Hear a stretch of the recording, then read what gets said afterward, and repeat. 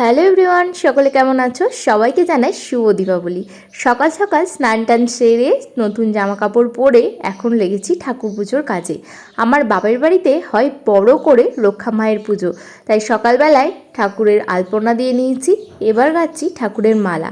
এখানে আমাদের ঠাকুরের বেলপাতার মালা হয়, আর তার সাথে কয়েকটা জবাও দিচ্ছি ভালো লাগবে বলে। আর মা তো জবা ফুলই খুবই ভালোবাসে।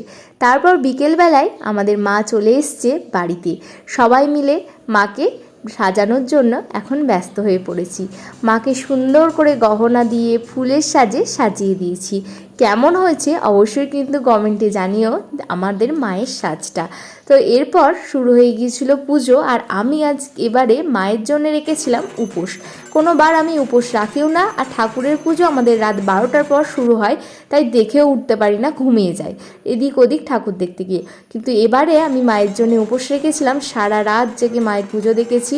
এখন মায়ের আরতি হচ্ছে, আর এদিকে বাজছে ঢাক, আর সবাই এখানে জেগেছিল বাড়ি। খুব ভালো লাগছিল, আর নিশি ভরে মাকে তো আরোই সুন্দর লাগছিল, মনে হচ্ছিল নিজের রূপ ধারণ করেছে মা। মাকে আমরা যতই সাজাই, কিন্তু পুজোর সময় মায়ের আলাদাই রূপ থাকে, মনে হয় মা স্বয়ং এসেছে। এরপর একটা একটা করে পুজোর রিচুয়ালগুলো হচ্ছিল, আমরাও পুষ্পাঞ্জলি দিয়ে নিয়েছি। তারপর হচ্ছিল হোম। আর এই প্রথমবার আমি প্রথম থেকে শেষ অবধি পুজো দেখেছি। তোমাদের কেমন লাগলো ভিডিওটা অবশ্যই কিন্তু কমেন্টে জানিও।